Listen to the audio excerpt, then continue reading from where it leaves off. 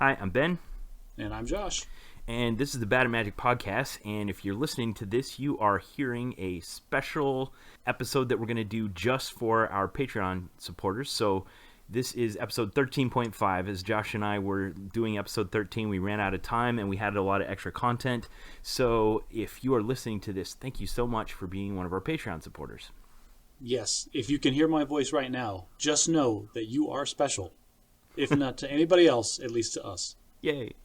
All right, so Josh and I had utilized a couple of different systems to rate how bad some of our favorite movies and books are at magic. This is the Bad at Magic podcast, after all. And just as we were starting to get going, we ran out of time and did not get time to discuss the Marvel Cinematic Universe. So the Marvel Cinematic Universe has an interesting relationship with magic in that, like how we discussed before, how we were talking how there's mystical magic, science magic, and then like Twilight Zone magic. But in the Marvel Cinematic Universe, it all gets mixed together. Right, and so then we have to go through this like in a very structured way because we have the individual singleton movies, like the one-shot movies that where everything's kind of contained and you have one set of rules. But then you have the big movies, the big intermixing movies, like all the Avengers stuff, the big payoff movies. That's with all of these different characters all in the same space at the same time. So obviously all their rules are starting to intermix and mingle. So which rules take precedence? Did they maintain the different rules from the individuals while they were going through the joint ones? And so we have to kind of grade these separately. Okay, so let's kind of like we did before. Let's start off with like the mystical kind of magic. So which of the Marvel Cinematic Universe movies are kind of constrain themselves just to mystical magic? I was thinking about them and I kind of picked out two. I mean, there hasn't been like a Scarlet Witch movie yet, so I went with Thor and Doctor Strange are both kind of just mystical magic. Well, and that's interesting thing about Thor is they kind of set it the stage as this is all just mysticism, like it's just pure magic, right? Manipulation of whatever. But at the same time, you get this kind of feeling that maybe they only have all of these capabilities and this quote unquote magic because they're just so far advanced. Like it was some famous author that said, technology, significantly advanced technology is indistinguishable from magic. Right. So part of the back of my head, whenever I'm watching those Thor movies, I'm always just thinking, maybe they're just 3,000 or 4,000 years technologically more advanced than we are, and we just can't comprehend. So high tech, it all gets hidden. Exactly. I don't know. Thor, I don't know, Josh. well, they talk about so I can make an argument for this that like the Asgardians, they live like ridiculously long times and they're super strong. Like that's just really good genetic engineering. And then Thor didn't have any powers if he didn't have his hammer with him. So there's an argument to be made that it's the hammer imbuing him with this. At least if we're talking about just the first Thor movie. Right, but we're going what's the source of the Powers hammer? It's because it was made from the heart of a dying star. It's a mystical object that's imbued with magic. That sounds like something that a super high tech like IT guy would tell an end user that has no idea how this crap works. Right, the same way that they tell you that you can't pick up the hammer because you're not worthy. It's yeah, just exactly. Because it didn't recognize your fingerprint. Yeah, I think Tony Stark was having that argument in one of the Avenger movies. Yeah. Well, and they thought about kind of deconstructing the science guy's understanding of the mystical arts, but then they just kind of shied away from it. So yeah, they kind of went back on that. The source of the magic tends to be the fact that they're Asgardian, and they don't ever make any type of attempt to explain where it comes from. And frankly, Thor and Loki's magic are very different. Yes, Thor is very much just. I mean, he's got all the Asgardian traits of just being very strong, very durable, the very much heightened physical capabilities, and then his the whole god of lightning thing with the hammer Mjolnir, which has its own unique properties outside of him. Then the control, the manipulation of the lightning, which if we go look down the Thor movies, by the third one, he's doing that on his own without the hammer. So maybe it is just him. Maybe it is just pure mysticism like you're talking about. It feels like all mysticism kind of goes towards that, just like you were saying about Harry Potter, how at the beginning you have to say the magic words exactly right, and then at the end you just got to flick your wrist and wave your wand. And yeah. Well, so are we talking about soft or hard magic in Thor? So in Thor, Right? It's kind of hard to quantify. I don't know.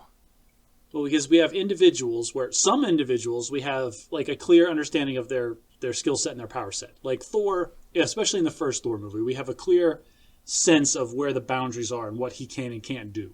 Like Well, he has his, I disagree with that because yeah, he has Mjolnir or however you say that, and he can use it to fly and he can hit stuff and other people can't pick it up. But then there's also kind of the weird magic around like how immortal is he? Like what is he immune to? What will make him die or not? well, he gets beat up a lot, and he Because almost he died. looks like a in the guy, but he doesn't. He can really take a punch, you know.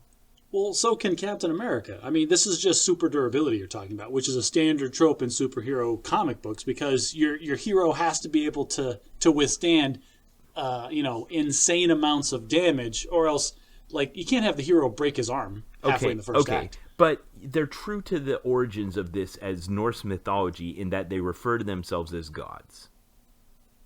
So, yeah, they do refer to themselves as gods, but is that just lost in translation between English and Asgardian?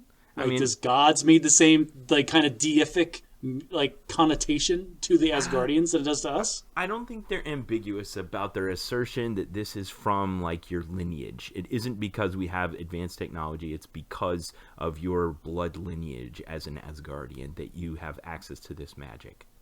But not all Asgardians do. You notice, like, he's back in Asgard, and he's walking down the streets, and there's a bunch of, like, normal people there. And in subsequent movies, we see, yes, Asgardians in general have heightened physical capabilities, but none of them are slinging lightning around the way he does. So there is a difference threshold between just being a normal run-of-the-mill Asgardian and then being one of the gods, if you want to put it that way. Okay, so you're solidifying my opinion that this is very soft magic. Yeah. Dang it. I mean, yeah, I guess so. Like, I just want everything to be hard magic because that's better. But you're right, it's pretty soft. We're not... Okay, so here's my own counter-argument, is looking at Thor, yes, we can have a very discrete list of his abilities and things, but then let's look at Odin with his spear that then, like, whispers to the hammer and, like, imbues new magic into it somehow. So there's a lot going on there that is not explained, that talks about how Odin on his own, like, ended these giant conflicts or whatever. So obviously there's a lot of power there, and we have no idea how any of that works. Okay, so Thor, soft magic. Soft magic, yeah. Now, the first movie, I only remember vaguely. I've seen maybe twice, but I'm going to kind of just grade the whole trilogy as... it feels like... Because as far as whether or not they're bad at magic in the Thor trilogy, I feel like they're pretty bad at magic. I'm going to give them a D. We even go through, like, the laws, man. Did they... Yeah, did they make sure that the viewer clearly understands how the magic is used? Well, did they resolve the conflict with magic in a way that was satisfying because we knew what it was? Did we know the limits of the magic, and did they use what they had before they introduced something new? So I think Thor did a good job, honestly, of resolving the conflicts with magic, because in most of the movies, it wasn't really magic that was resolving the conflict. It was more just like the characters using it as a tool to... Let's face it, it's Thor. He had a hammer. He just basically punched the other guy harder until he won. The magic was just there helping him out. But that's what I like about Ragnarok and Taika Waititi and what he brought to it. I think he understands the use of magic in storytelling, because he makes us have this really well paid off moment where Thor realizes that he doesn't need the magic feather. You know, he can fly without it. So Ragnarok, this is why I don't want to grade all the movies together, because the first Thor movie, I'm saying, like, with these rules, is probably a low B, high C. But the second one, Thor: The Dark World, which was a terrible movie. It's like we're ignoring that one, like it didn't happen. We should, because that movie was just terrible. Like, just Natalie Portman could have been replaced with a cardboard cutout and nobody would have noticed. They introduced random portals for the final battle out of nowhere that made no sense. Yeah. Like, oh, I can destroy the entire universe with this power, but I'm going to stop to have a fist fight with you, inconsequential dude. That was dumb. Okay. So forget us. That one was bad. We're going to call that one a D. At least for me. For the third one, though, Ragnarok, that was really good because he resolved the conflict at the end with like he like gained the lightning powers and was like tearing up the zombie horde. And like, Yeah. man, I could watch a slow motion Chris Played to Chris Led Hemsworth Zeppelin. playing. Yeah, I could watch slow motion Chris Hemsworth fight zombie hordes to Led Zeppelin all day.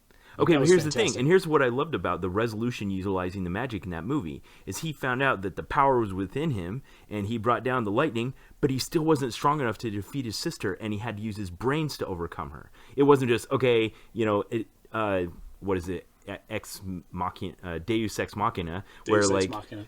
all of a sudden he has the magic and now he can defeat his sister. He's like, I'm still not strong enough to defeat her, and then he has to bring forth Ragnarok so that the demon will take her on. Yes, it's very close. Like I feel like they're skirting the line there with Deus Ex Machina. Like if they hadn't have had the opening scene in the movie with that guy and explained the whole thing with like and that's another that part of the movie drove me nuts. It's like, oh, well, if this guy ever gets a hold of this sacred fire, then he's going to grow into the size of a mountain You're and right. destroy the whole planet. It's And then Chekhov's they gun. put him, yeah, it's totally Chekhov's gun. But then, like, why? Then why? Why would you put them in the same room, like 2 pedestals down from each other? Because it's got to happen. It's the gun hanging on the wall in Act 1. Somebody's going to use it by Act 3. So they always talk about, like, oh, put it down in the vault. How many times through the Marvel Cinematic Universe have we seen people enter this vault completely unchecked? It's the safest form of travel there is, except for when it isn't. Yeah, we're keeping this here because it's super safe. And like at one point we saw Thanos just like in there. It's like, I'll do it myself, and he put the glove on and walked out. Like, how did he get in there? No one ever mentioned. And like some giant spaceship coming in raiding Asgard, he just like walked in for all we know. Okay. Loki's been in there multiple times. It's like the least secure vault ever. All right. So I don't know. I'm going to give the whole thing a D, just an overall grade. The whole Thor trilogy an overall D. I'm going to mark down Ragnarok only because of that little like Deus Ex book, like Chekhov's gun moment they had with the giant demon thing. So Ragnarok is a fantastic movie, but magically, yeah, it gets like a B- for that. All right. Now, I want to transition to Doctor Strange, and it's an interesting contrast because while Thor and Doctor Strange are both this mystical style magic, if Thor, it's all about having artifacts that are imbued with power and a heritage as a deity, Doctor Strange isn't like that at all. It's about just studying real hard and practicing, like you're at Hogwarts. Yeah, this is totally different flavor of magic. This is much more of the like if I'm going to bring it back to Dungeons and Dragons character arcs here for a second. This is a much more wizardy take on magic than like a Thor's sorcerer type magic.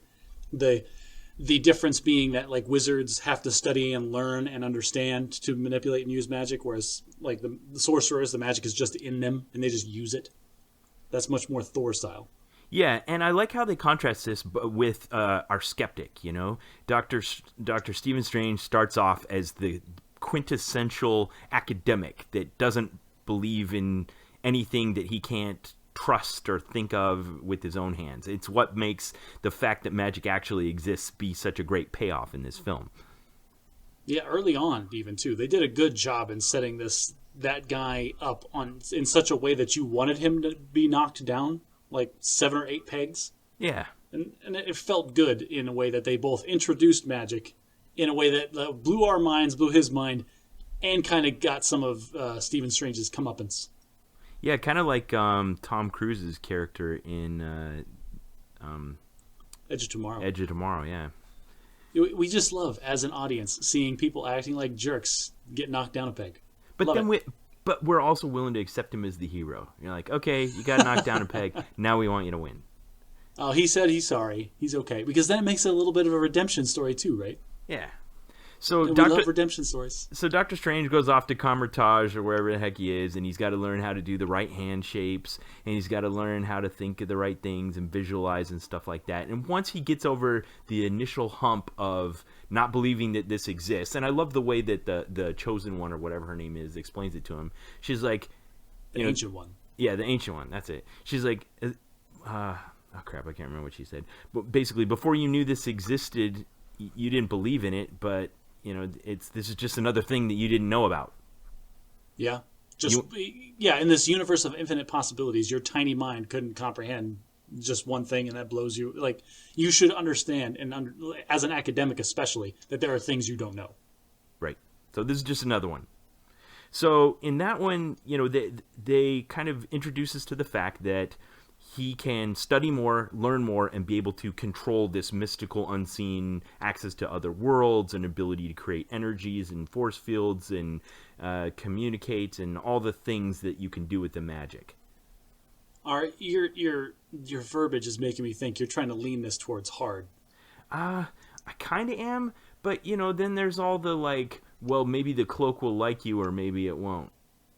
Well, that's because the cloak was sentient, and it's just like, will this dog like you or not? That's totally different.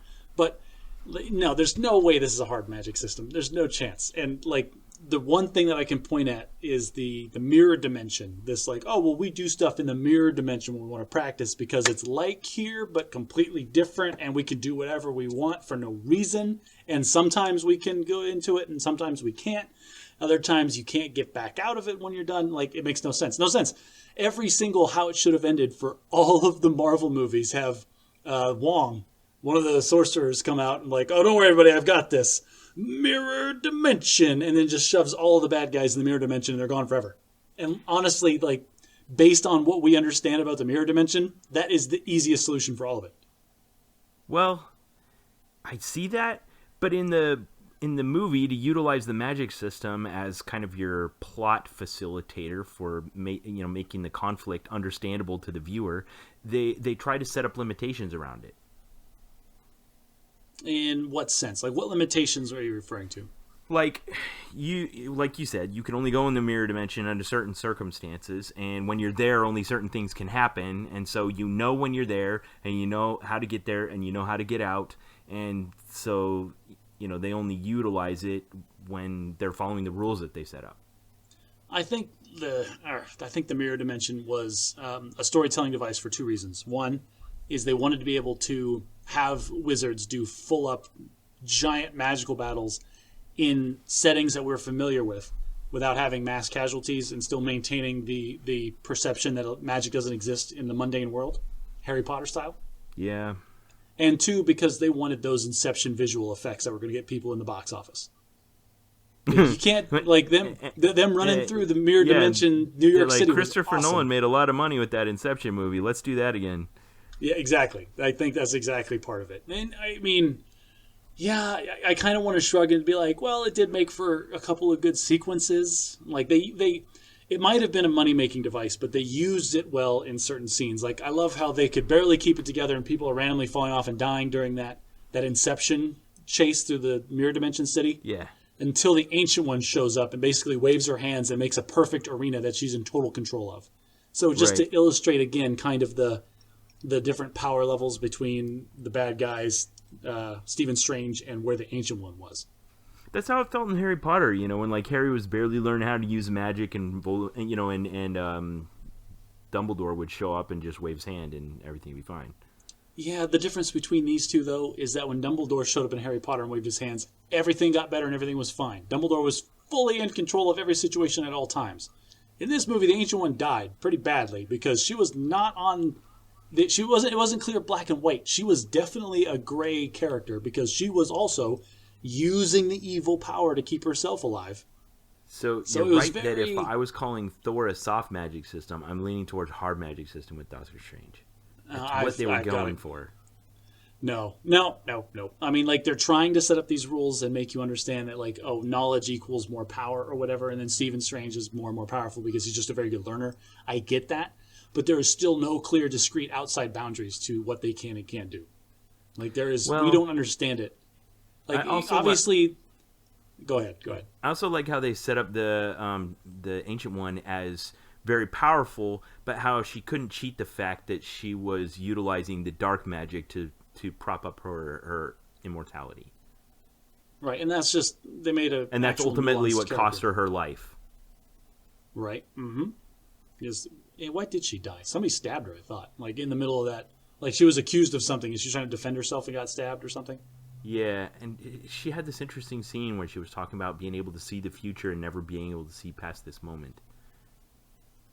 Yeah, so she knew she was going to die. Yeah. I mean, like, well, we're just talking about the movie now. So there's no way I'm giving this a hard magic system. This is very soft. Like, they make the little symbols on their hands and they fight, but we don't know, like, how good it is or where the boundaries are. Okay.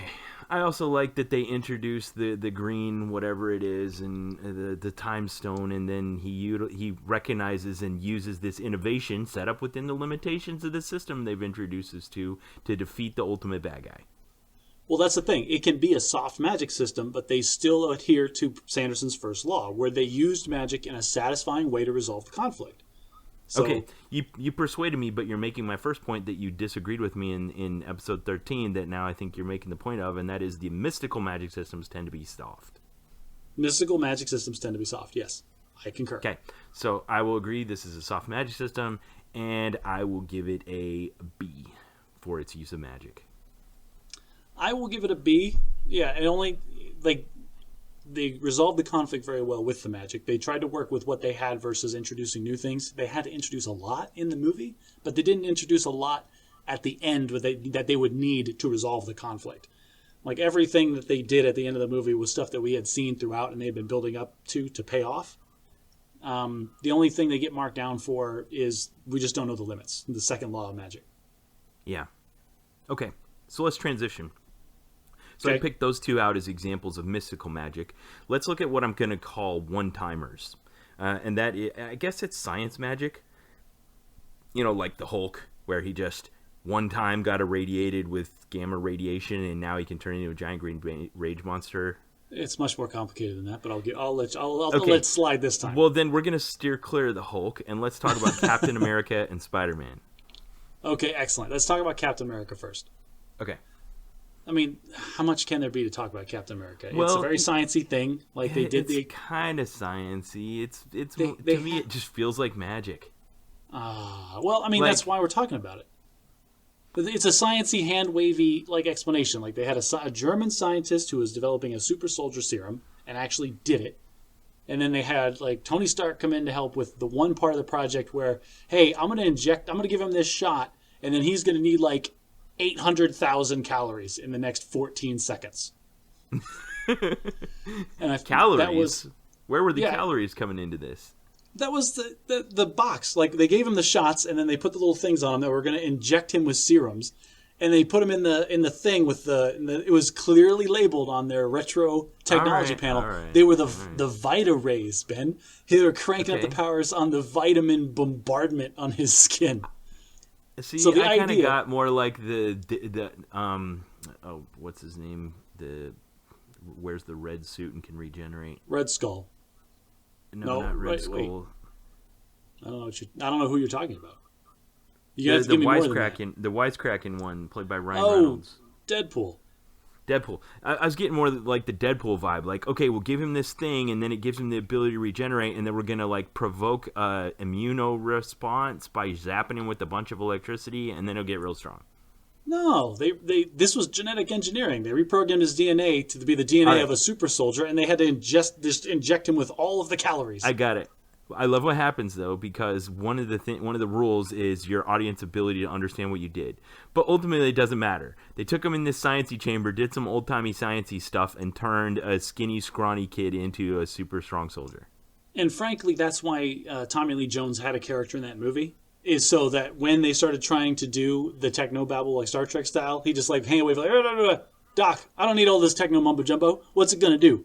Well, he's gonna go in as a skinny guy and he's gonna come out as a big guy. That's all you had to say. Yeah, I liked Tommy Lee Jones' role in that so much because he had to be the one that had the old time mindset. Like, well, I want this guy that's a good soldier. I don't want this scrawny kid. Well, and yeah, because he didn't appreciate or understand exactly what this scientist was going to do to him. So why are we talking about Captain America when we're talking about magic? There's just this one-time event that then sets up what we knew he was a scrawny, weak kid with asthma and... There's two aspects to Captain America that we need to talk about for the magic system. There's the first one, which is the super soldier serum, which was perfected with Captain America and flawed with Red Skull, which is where Red Skull's origin was. He took a beta version of the super soldier serum, and it didn't quite work, and it turned him into kind of a jerk. The second magic system is this was the first movie that we we were first introduced to the tesseract as a force, like the space stone. Man, this is blowing my mind because then Red Skull had like a whole second life as like this in the mystical magic system as the arbiter of the Soul Stone. Well, and that's honestly, I think he just got stuck there because he had nothing that he loved to throw off the cliff. All right. Anywho, no, but all right, so the Space Stone was there. Like, the whole thing, like, all this technology that Hydra was developing to take over the world was all based on the Space Stone. And I'm going to point this out to you because you never thought of this. There's actually, I'm going to point two things out to you. So, one is at the end of the movie. I'm going to skip way to the end. Spoilers, everybody. Like, when they're in the giant U-2 bomber thing that's being powered directly by the tesseract, the Space Stone. And then, like, at one point it falls out of the mechanism and Red Skull grabs it and picks it up. And then it opens this portal in the ceiling that looks out into some celestial space scene. And Red Skull gets sucked up into it. And then it shuts, and then the tesseract falls and it melts through the plane into the ocean, right? And that's the first time we've seen... Later on, we see the perfected style of that with Thanos and the gauntlet, where he squeezes his fist and like the cloud opens, the same kind of portal, and engulfs him, and he's gone. So Red Skull was straight teleported to something that he wanted, which was another stone. And he just got stuck there. One. So you never thought of that, I bet. No, you're right. I didn't. Okay, the second one was all of the weapons that Hydra had that were shooting the blue laser bullets that were incinerating the people that they hit. Like, I want you to, this is very important. Whenever somebody got hit with one of the Hydra weapons, they didn't get like a giant burned hole in their chest. Their entire body disappeared. They were vaporized instantly. Or were they just being transported somewhere else, Ben? This is my argument. Because this is the Space Stone. So they were just sending them... You're just talking about the film The First Avenger, because we get away from the Tesseract-y stuff later on in the other Captain America films. The other Captain America films, like the second one's a spy thriller, and the third one is Civil War, which is, frankly, just awesome. A mixture, yeah. But, so the one-time magic is the super soldier serum, and then there's the power of the Tesseract. And these two things are at the heart of the use of magic in Captain America, the First Avenger. That's right. I would say we're pretty well understood about the boundaries and limitations of Steve as a super soldier. He takes a licking and keeps on ticking. He's got good reaction time. He can throw a shield hella good, and he is just pretty good all round guy. Aw shucks. Swim after a submarine. Yeah, the movie's good. So but yeah, the one time one shot. Is very soft magic. Yes. In this movie, okay, I'll give you this. In this movie, if we're looking at Captain America in isolation, which we said we were going to do, yes, the Tesseract is very soft because we just don't know the outer bounds. We don't know what it is. Frankly, the characters don't know what it is. It's a glowing cube that makes all these things happen. And so I think that's part of the mystery and stuff that they were deliberately inserting into the MCU, that there are these artifacts that nobody really understands yet. Like, we get a good payoff. I feel like we have a good understanding of what the stones can do in the Infinity War and Endgame. But before that, in this movie, you're right. It's very soft. We don't know the outer limits. Like, we just have this glowing cube that does whatever is convenient for the plot at the time. Okay. So... But there was I'm making the point that it was much more well thought out than we originally believed when we first watched that movie. I brought this up in the context of just talking about Captain America's origin of his powers as use of magic. So I'm going to say it's pretty hard magic, although they never explain the fact, like, well, why you can only do this once and only one guy ever knows how to do it and it can never be reproduced again. Well, because he got shot and killed. He was the one with all the expertise. He was the guy with the expertise to do it. And the serum was stolen, and apparently all of his notes were blown up when the guy blew up the place. That's the hand-wavy kind of stuff. Like, in order for this whole universe to exist, Steve has to be different from everyone, so he can be the only one that gets it.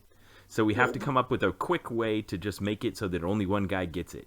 Now, hang on a second. This was in the 1940s, during World War II, before cloud storage servers. And so it's not...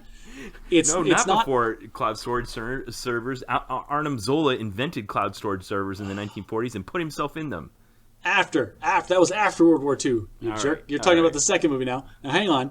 No, it's not outside the realm of possibility to think that the super top secret project was all contained within one location with no real record backup for the sake of security. And if that location had been totally compromised the way that it had been, then it's not outside the realm of possibility that there is some piece of it that is missing, and the only person that could reconstruct it was then dead. So, in the context of all that, do we as the audience understand the limitations? Are the limits used more interesting than the powers? And do they introduce new things out of nowhere? I'd say as far as those three rules, the use of the magic system, I'd also give this one a B. All right, so Captain America, what happened to him? Hard magic. The Tesseract, soft magic.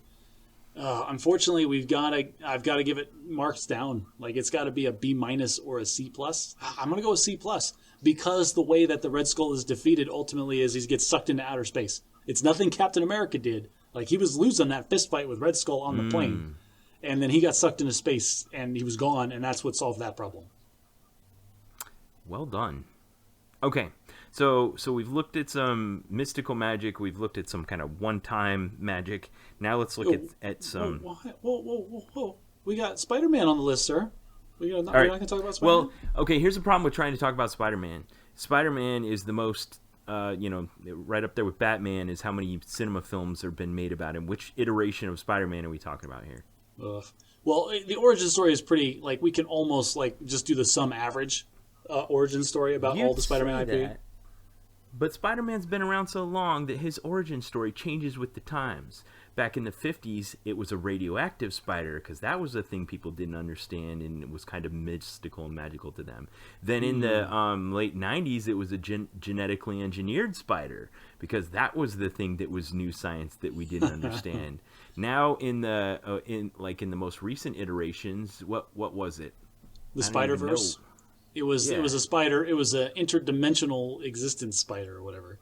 Yeah, exactly. It's just the origin of Spider-Man shifts with the times to be some kind of pseudo technology that we don't understand very well. All right. Well, you got me there. Like, frankly, you just got me there.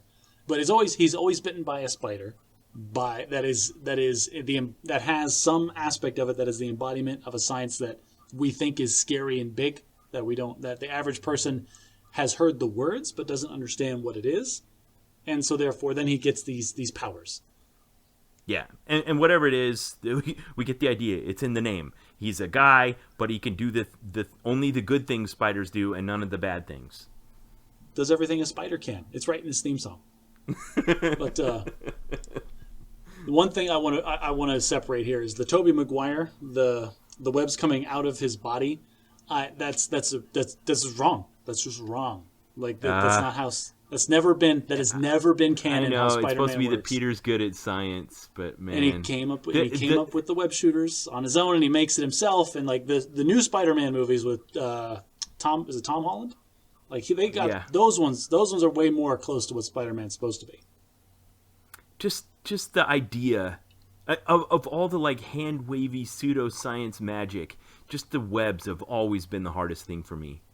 Just the fact that, like, okay, he's falling through the air and he has to shoot something from his wrist that will reach all the way to the top of the Empire State Building before he hits the ground and reach full tension. Oh, my gosh. I mean, when you put it that way. I liked it better. I mean, these things have got to be freaking supersonic. Well, yeah, the projection speed has to be incredible. They have to be super dense when they are in liquid form in those tiny canisters that fit on his wrist. They have to have incredible tension strength because they've got to hold back a train, and also it's got to be have tacky. So tacky that it sticks to buildings with just like it's steel. Like yeah. I mean, you're right. Like harden instantly. Damn it, Ben! I wanted this to be like Captain America. It's like, oh, clearly understood. We get it. Let's move on. But no, you're right. If we start talking about the webs, we are really into just hand wavy. Oh no, the webs can do whatever we need them to. Yeah, and they do. Dang it, Ben. Spider-Man's great. Why are you ruining this for me? I love Spider-Man, and I like how they utilize the magic system. And I think within each film they try to establish this.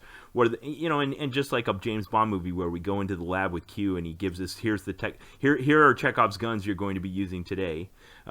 We do that in Spider-Man. Whatever new innovation he makes with his web for this movie, he's going to use it. What else is there to know? Well, he's got to be clever about it. Usually, like, all right, so we want to separate these. I'm going to talk about the Tom Holland movies, Spider-Man, Homecoming, and then Far From Home. He's got science-y web shooters in that one. those are my two favorite Spider-Man movies that have come out since I've been alive. Like those, I think those embody the comics and the canon a lot better than a lot of the other ones do. And Into the Spider-Verse is literally an alternate universe thing that we're not going to talk about. Though it's a great movie. Everyone, if you haven't seen Into the Spider-Verse, go see it. It's great. Yeah, fantastic. Probably the best Spider-Man movie ever. Yeah, for different reasons. Yeah. But I can imagine with the Tobey Maguire writers sitting around a room having an argument about the science of the webs and ultimately deciding to have it be biological instead of scientific just because they couldn't abide all the leaps you have to make. Yeah, I mean, I get that. But at the same time, how did they handle it in the Tom Holland movies, the ones that I like? Did you see how they did that? When he was a kid, he kind of just came up with web fluid himself that he did, and then he ultimately got it from Tony Stark, and Tony did it better than he did. No, Tony did the web shooters better, but Tony didn't do the Civil War is when we first introduced to Tom Holland Spider-Man, and Right. he had the web stuff and the web shooters well before he met Tony Stark. Tony Stark had the YouTube video of him stopping the bus or whatever. So I mean, he had it. He made it himself, and they just kind of. This is what I'm getting at: is the Tom Holland movie, The Homecoming. He went to a bay of lockers and looked around and lifted the lockers up and just grabbed a bottle of what he had labeled in his handwriting, web fluid, and ran off. And that's the only time we ever get introduced to it. I think at one point there's like a musical montage or something that shows him in a high school chemistry class, kind of experimenting with chemicals on the side, like innovating the formulation of his web fluid. They infer that a little bit. All right, so there is a scene where he is in a chemistry class and he's mixing it in a drawer, while he's supposed to be paying attention. Right. So yeah, admittedly he made it with his science. He's basically stealing from his high school to make his web fluid. To do Everything you need to make supersonic web shooters is in a high school chemistry class. Stop it, Ben. But the idea here being that, in the Tobey Maguire movies, they were afraid that the audience wouldn't buy that this teenager could build these web shooters, right? And in the Tom Holland movies, the writers just said, everybody accepts this. People just want to see Spider-Man. If people want to nitpick it, whatever. And they just kind of hand-waved it. They showed, yes, he made it himself. It's all good. And then that's it. They moved on from there. And then he just had the webs from that point forward. So one thing that I think is important about the good use of magic system in storytelling is that you can't let the mechanics and plausibility of the magic system bog down your ability to tell your story. Like if he had to carry around gallons and gallons of web fluid, or if he had to eat voraciously everywhere he went in order to be able to produce enough webs, it wouldn't enhance the story. It would just be a burden to carry. Oh, I didn't think about that. Tobey Maguire producing it from his body means he is spinning that from the stuff that he's eaten. And with the tensile strength and the supersonic speed of it all, he'd have to be eating some really weird stuff to be getting the nutrients and the minerals he needed for that. I can imagine some writer brought that up when they're around writing this thing, and they're like, well, he's going to have to eat all the time to produce enough web, and they just hand-waved it. They're like, yeah, but that wouldn't enhance the story. That wouldn't be interesting, so we'll just pretend we would not think about it. Tobey Maguire is a bad enough actor. We don't need him shoving his face every time he's on camera, too. Right. All right, so soft magic because of the webs, the magic webs that make no sense. Damn it. And, hard magic if you're just looking at the fact that he got bit and turned, and now he can stick to things even through his clothes. Oh my gosh, I'm doing it again. Even through his clothes. Shush you. Yes, he has to be able to do it through his clothes, or else he wouldn't be able to wear a costume. The reflexes and the near superhuman sense of what's about to happen. Which I think the best way that was ever handled was in Into the Spider-Verse. That was a great way they handled that. If you haven't seen it, go watch it, people. Anyway, no. Yeah. All right, so then First Law of Magic. Did he resolve the conflicts in those movies with his magic system? I mean, obviously, yes. His abilities are what made him able to solve these conflicts. If we're talking about the ones where he had to brawl the bad guy, they're also the ones where he did a clever solution to think his way out of the scenario, and then his spider powers just kind of assisted in that. So I think it holds up to the first law okay. There's no real Deus Ex moments in those movies that solved the issue. Would you agree? It really is just a teenager having to be resourceful. Even though he has superhuman powers, he still just has to earn it. Actually, now I'm thinking about Far From Home, though, where he's in that dark hallway and he closes his eyes and he uses his Peter Tingle to fight all the drones that he couldn't see. It still makes me laugh. Yeah, I like that moment though. It's like it's like the Luke turning off his targeting computer moment. Yeah, and I mean it is a payoff. They were talking about it the entire movie and how it was on the Yeah. fritz or whatever. And maybe it is just a payoff, and I'm thinking too hard about it. No, I think it's a payoff. Okay. So, All right. so hard, I guess, if we're just talking about being like a human spider, soft if you get into the webs, but that's kind of important too. So it averages it averages somewhere in the middle. Yeah. And I'm gonna give it. I'm gonna give it a C plus. Wow. I was going to give it like a B plus. I think they did a better job than what you give them credit for within the magic system to resolve conflict. But that's okay.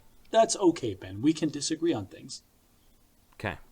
All right. You wanted to move on to the next category, which is like we're getting out of the touchy-feely weird stuff and straight into legitimate hard science. And that is, we start off with the ultimate sciencey hero, and that's Iron Man.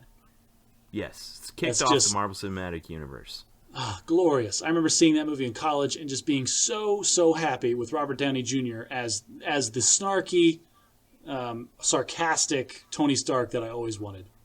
See, I was already in the Air Force at the time, and when it starts off and the world isn't even super yet. It's just there's just terrorists in the Middle East, and Tony is a weapons contractor for the Department of Defense. And he's riding in a Humvee with a couple of airmen out to some place in Afghanistan where they can blow stuff up without getting in trouble. Like, it just feels like the world that we live in. I want to point out that while I was in college, I was also receiving a paycheck from the Department of Defense. I was in the Air Force, kind of. How dare you? So don't take that away from me either. But are you throwing up gang signs while we're taking selfies? No, go ahead, throw them up. I'm okay. Yeah, I'm just kidding. Yeah, Robert Downey Jr. is great. I want him to be Iron Man forever. Oh, spoilers, everyone. Hashtag love you 3000. So then we basically do what I think is the case in a lot of these, where even if there's some kind of magic involved, really the only true thing that makes someone super is their heart. And while Tony's a flawed character, when he gets brought as low as a human could be, as this, bleeding slave in a cave in Afghanistan, he digs deep into his reservoir as a genius who understands science. And then we go into Science Magic Place. But they kind of stay really close to the boundary of plausible for this part. Yes. So, and this is the big thing with the Iron Man suits. Well, for the first couple of movies, they get a little more outlandish as the MCU evolved, and the audience accepted that. Well, let's push this envelope just a little bit further. Yeah. And yeah.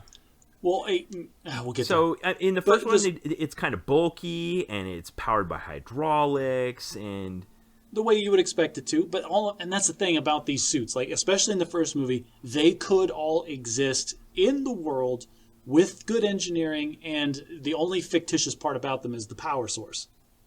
I'd agree with that up to a point, and the Iron Man equivalent of the web shooters is blowing energy out of your hands and feet and chest. Like, it's just not, there's no plausible scientific thing that, even with massive amounts of energy being produced. Those were an extension of the repulsors, because originally he was building the suit just to be able to fly. And so the things on his hands and his feet were just the jets, his repulsor jets, which were 100% energy-driven, some kind of anti-gravity thing that would allow him to fly. And then he's watching that CNN clip or whatever with the terrorist, and he's like tweaking it with a screwdriver, and he's just upping the power over and over and over again until it shot. And it almost seemed like he didn't expect it to be that strong, because it like threw his arm back, and he was surprised when it had blown something up in his garage. Great scene. And the Mark I version of that is he comes out of the cave, he's surrounded, he's started the fire, and all the weapons are about to explode, so he launches into the sky. And that's where we go from kind of plausible modern technology to complete science magic. He launches into the sky, and then he lands in the sun dune. Instead of being scrambled eggs inside of an iron suit, he just kind of gets out and goes, "Oh, man, that hurt," and brushes himself off. Ben, movies have taught us time and time again, as long as the force doesn't impact you directly, it can't hurt you. It doesn't matter that like you're in this armored suit. Like they could drop you from a plane and you'll be totally fine when you hit the ground. We learned this in elementary school when we did an egg drop off the roof of the school. Yeah, that's the thing. Like, yeah, that sand dune scene especially. Like, they would have had to pour him out of that into like a Yeah, jar. exactly. He'd have been. But no, it only gets worse from there. Later in the movie, he gets shot You're by a right. tank round out of the sky and then falls, plummets like 10,000 feet, and just gets up and Right. like dusts himself off. Yeah. Ouch. But Yeah. at the same time, yes, that's not plausible in any way, shape, or form. But in the theater, it's like the part of your brain goes, "That's not plausible," and the rest of your brain just shoving popcorn in his face, like, "Shut up, we don't care. That was awesome." That's great. And I think that that phenomenon you just described is a great way to evaluate the legitimacy of a magic system. If it does that thing where it allows you to just shut off your brain and enjoy the awesomeness of it, then it's a good ratio of like fun to plausibility ratio. Well, and actually, let's take this. That's roll that into the magic system of the Iron Man suit. So the Iron Man suit is this high technology thing that Tony designed. Who's to say maybe it doesn't have the world's most complicated and advanced recoil dampeners or inertial dampeners that we've ever heard of? Maybe that's a thing that he took into account. In Mark 1? Well, in no, just in general. Just like this is part of the magic of Iron Man is he puts on the suit and he can't be hurt from the outside. Yeah. Okay, so Yeah, that's a if sad we just thing. constrain ourselves to the first movie, we're starting to get into the science magic space where they try to keep it in the plausible space. They utilize things you said like anti-gravity and just massive amounts of energy. And while we don't have the capability to do those things, our brains can kind of go, yeah, maybe we could if we could just come up with an arc reactor and some anti-gravity dampeners or whatever. And okay, There you go. Yeah. hard magic. Pretty soft hard magic, but hard. Like we know the limits to it. Like it's just Tony making stuff, and like he never the stuff that they introduce doesn't come out of nowhere. It's all within the box of Tony had to make it. Like we look at later movies, like all right, so this all falls to pieces. Like it all falls apart when we get to Endgame or Infinity War. The first time he double taps that icon on his chest and he gets the liquid Iron Man suit that can change on the fly to whatever he imagines in his brain. Now, all right, we are well beyond. That's way soft. That suit is way soft, sir. Nanoparticles.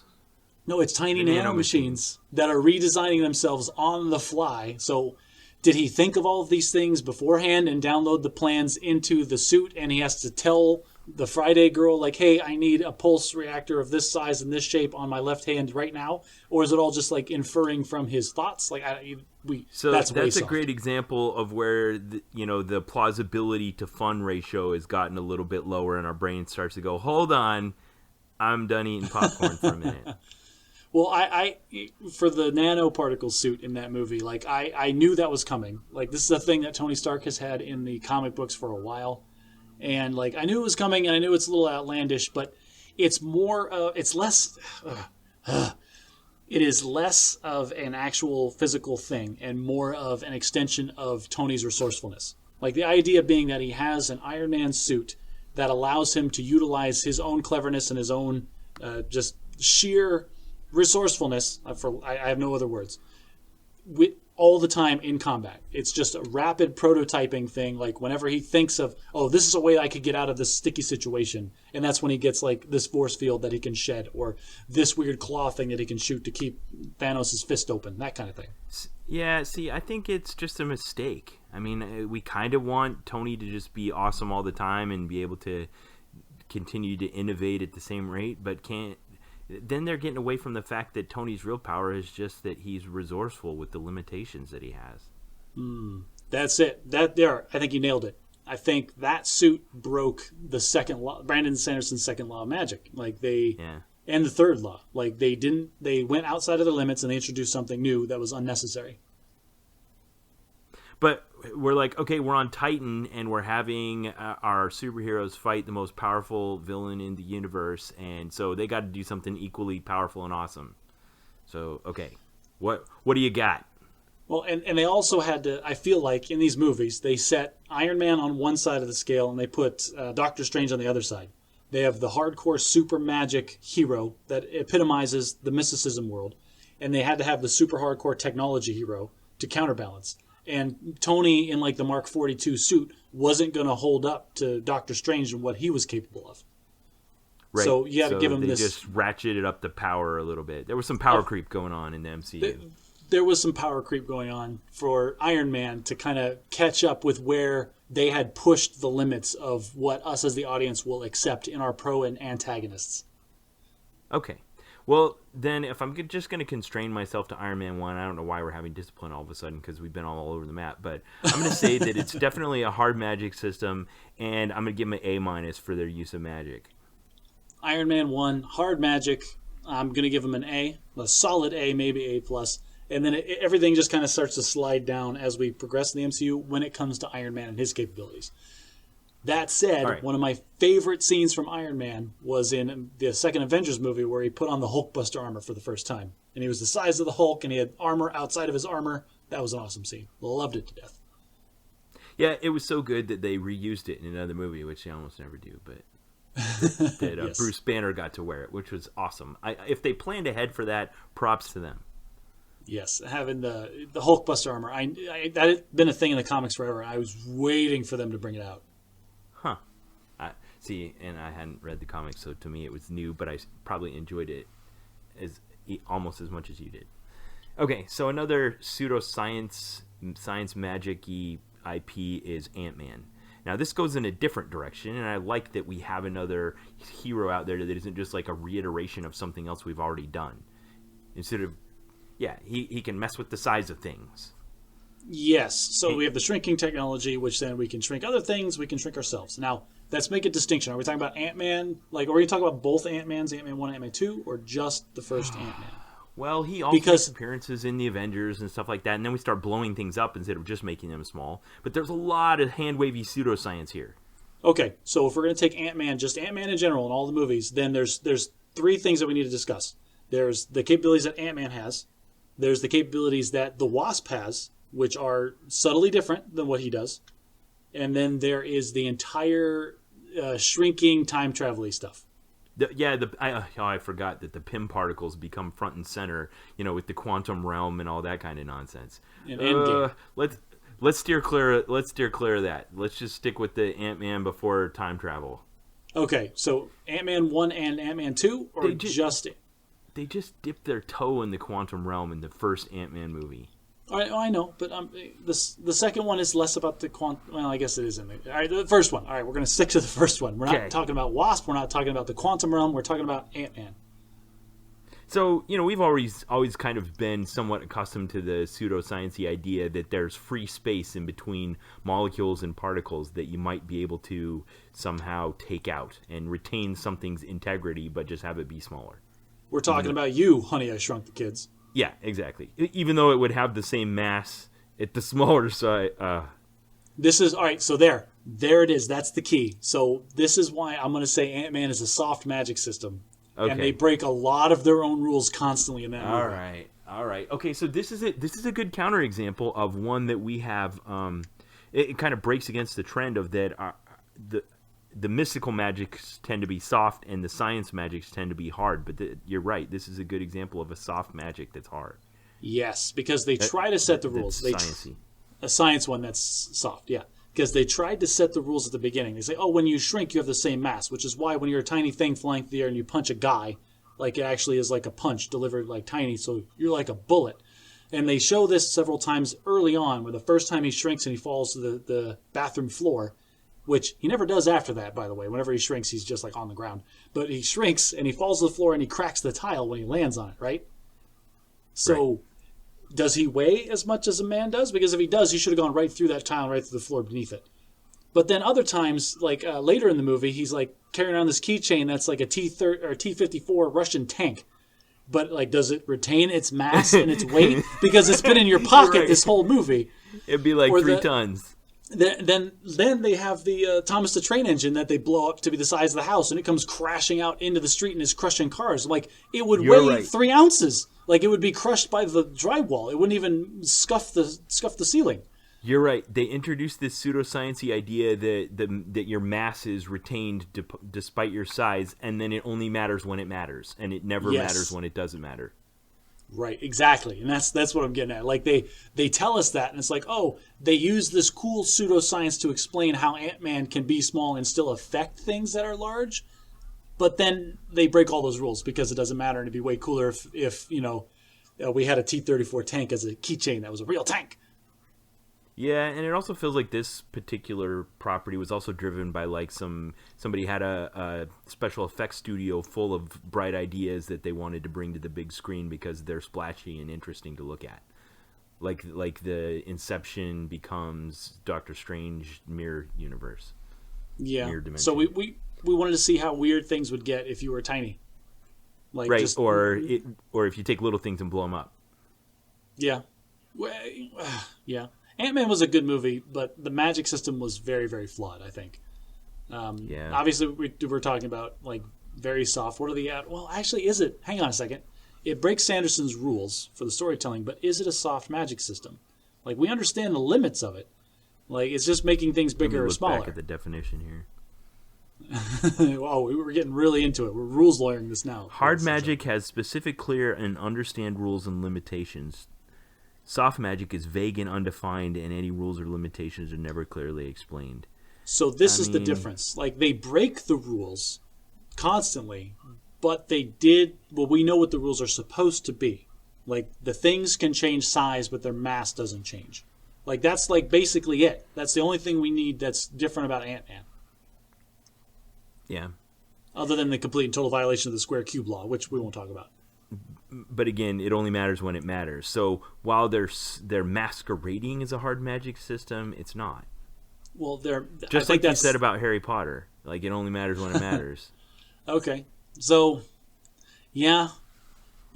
It's got... So then that makes it soft, right? And then, all right, if we're talking about just Ant-Man, there's an argument to be made it's a hard magic system. If we start looking at Ant-Man 2 or any of the other movies that Ant-Man is in, then it quickly devolves into, okay, this makes no sense. It's just soft magic again. I'm looking at you, quantum time traveling. Okay, so, gosh, I don't know what I guess I'm gonna let them have their definition of a hard magic system, but I'm gonna give them a D for their execution. Yeah, no, I mean, I'm giving them an F because, like, even in the movie, I kept being taken out by, like, isn't that supposed to be the same mass? Like, you guys you're not getting it.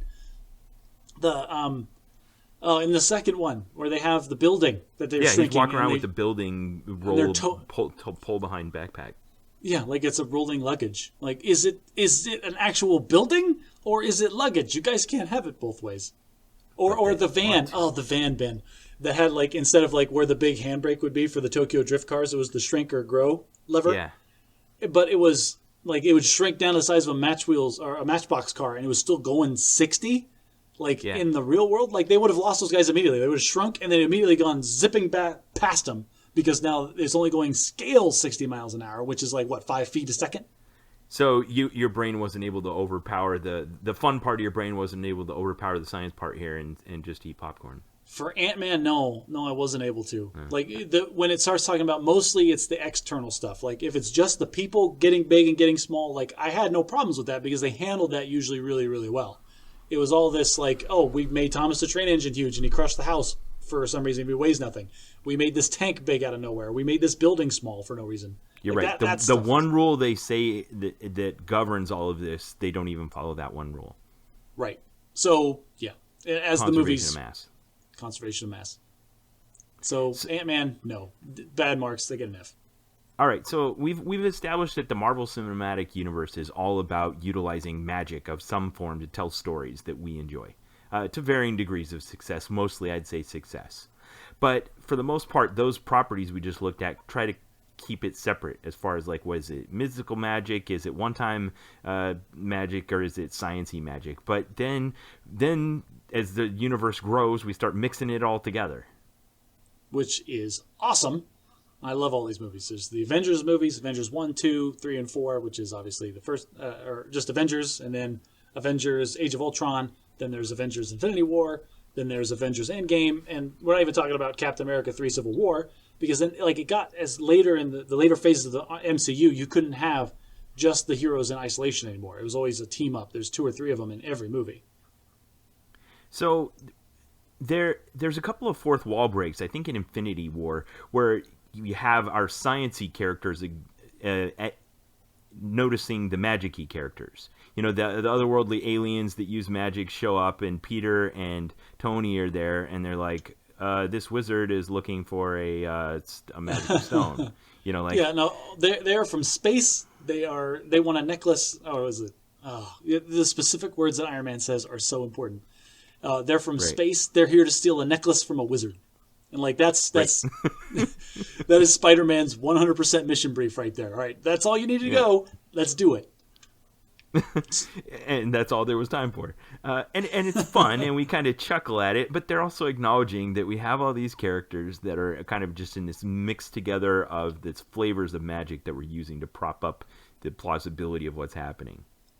So the idea here then we need to discuss is, does mixing the two, like these things that were created in isolation that work on their own, when we mix them, does it maintain the hardness or the softness of their composite magic systems?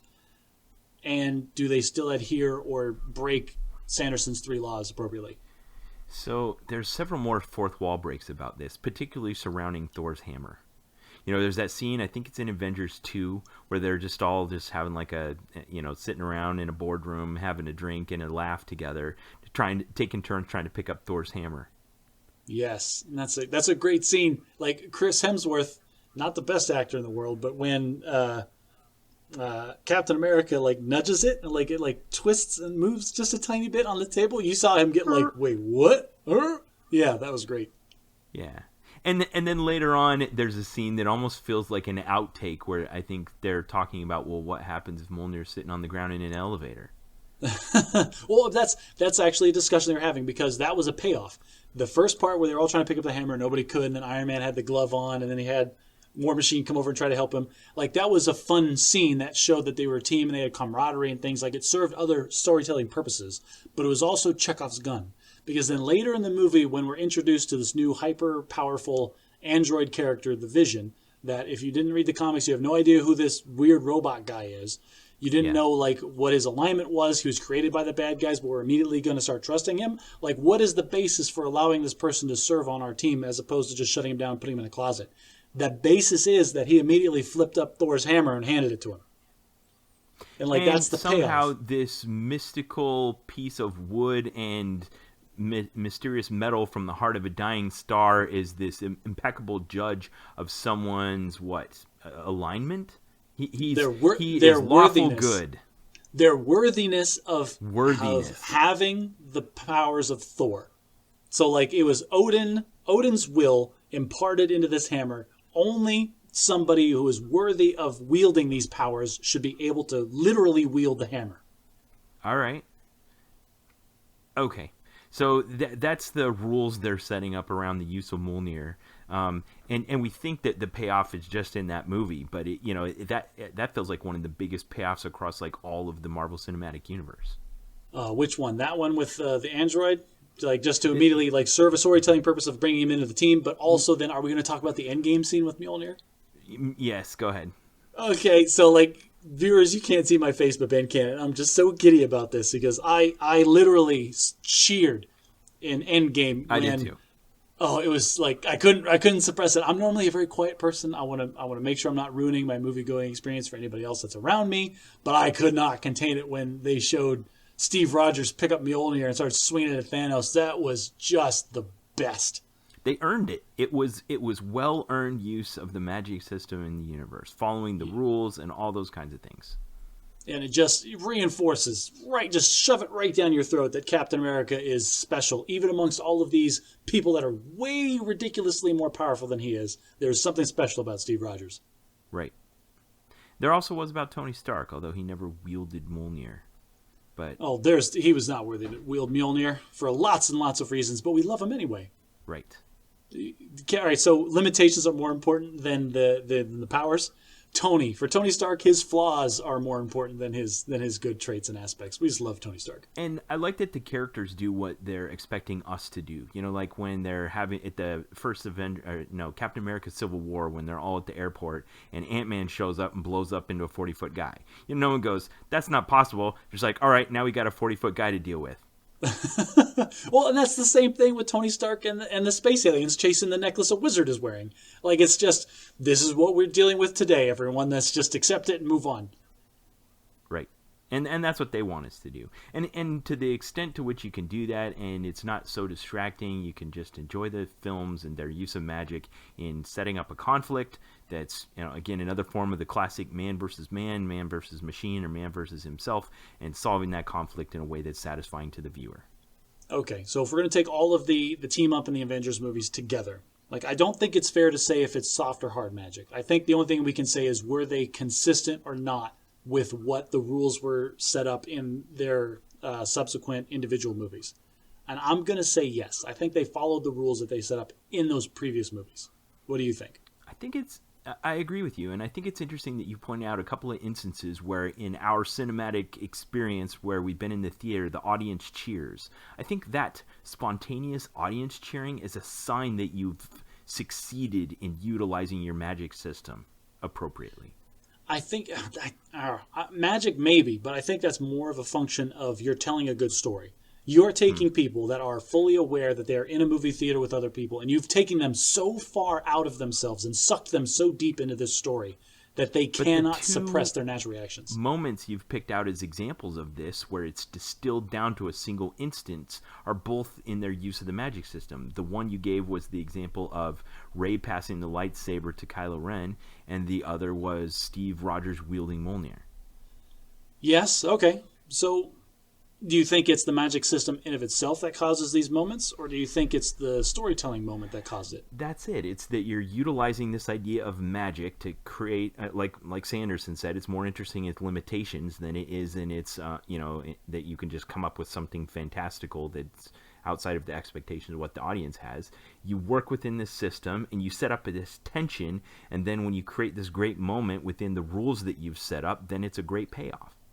Yeah. So that is the perfect illustration of why Sanderson's laws of magic are so important in storytelling, where you're going to have a magic system. Like, adhering to these laws changes. Like, instead of people booing, or like at the very end of Rise of Skywalker, we walk out of the theater disappointed and a little like confused as to exactly what had happened with the Emperor and how he was killed or what he was doing in the first place, versus the scene minutes before that, where Rey passes off the lightsaber and people cheer because that's the payoff. That is a good story moment where you're building, like you said, the tension, and it all gets resolved in this excellent, cool moment. And that's the difference. You adhere to the laws, and you get a resolution that is satisfying, that you enjoy, and so much to the point where you might actually cheer in the theater. If you don't adhere to the laws, you get this confusion and this dissatisfaction with the ending. Yeah, and it diffuses your ability to feel that moment because of the confusion. Yeah, exactly. Like, wait a minute, this doesn't make any sense. This isn't following the rules they taught us. The half of your brain that's shouting about, like, this doesn't make sense, starts shouting louder than the side of your brain that's just enjoying the movie. Right, this is really cool. Thank you so much, our patrons, because theoretically you're the only people listening to this, unless you bootlegged it to non-patrons, in which case, shame on you. But we thank you very much for your support, and we hope you enjoyed this bonus material.